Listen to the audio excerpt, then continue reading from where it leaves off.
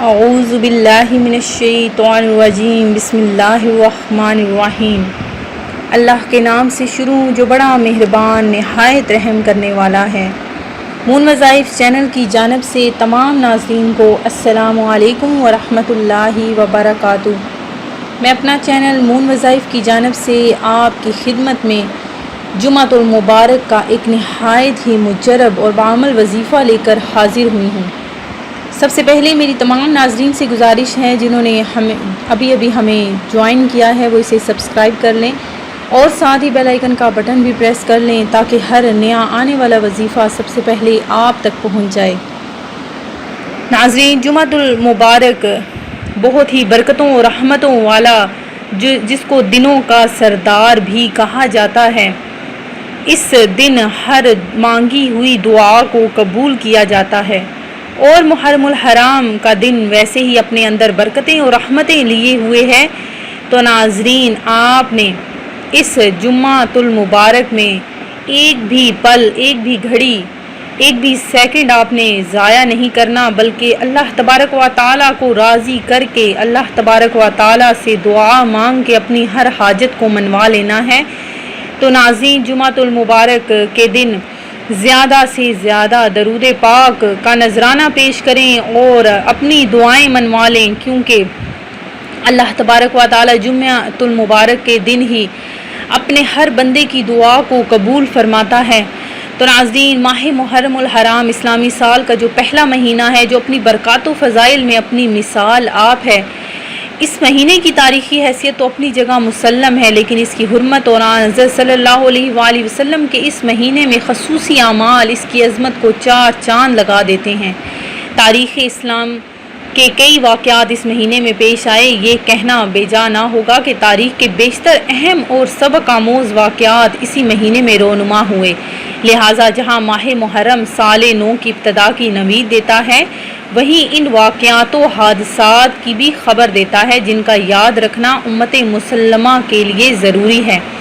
زندہ اقوام کی علامت یہی ہوتی ہے کہ وہ اپنی تاریخ، اسلاف کے کارناموں اور واقعات سے بے خبر نہیں رہتے۔ تو محرم کا آغاز ہمیں ان تاریخی حقائق سے باخبر ہونے کا موقع فراہم کرتا ہے۔ مسلمانوں کی باقاعدہ تاریخ کا آغاز آن حضرت صلی اللہ علیہ وآلہ وسلم کی ہجرت سے ہوا۔ اس سے قبل مسلمان سن نبوت یا آن حضرت صلی اللہ علیہ وسلم کے آخری حج وغیرہ سے تاریخ کا حساب کیا کرتے تھے۔ باقاعدہ سن مقرر نہیں تھا۔ اہل عرب کے ہاں مختلف واقعات مشہور تھے جن کی بنیاد پر تاریخ کا تخمینہ لگاتے تھے، مثلا جنگ بسوس، جنگ داہس، جنگ فجار اور حام الفیل وغیرہ۔ اس لیے باضابطہ سن مقرر کرنے کی ضرورت محسوس نہیں ہوئی تھی۔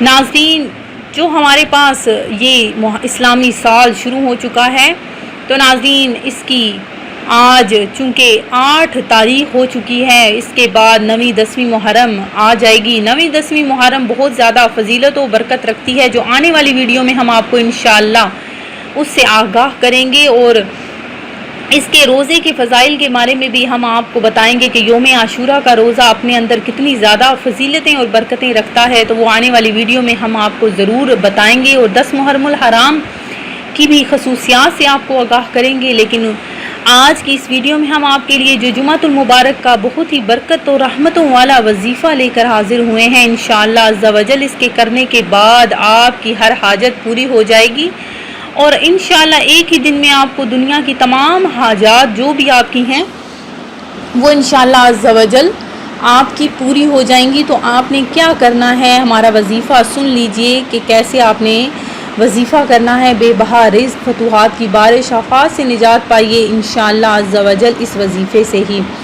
تو آپ نے ایک ہی تسبیح کا ورد کرنا ہے، اپنے گھر میں چلتے پھرتے، باہر، آگے پیچھے، جہاں بھی آپ ہوں گے، آپ نے انشاءاللہ عز و جل یہ تسبیح پڑھتے رہنا ہے۔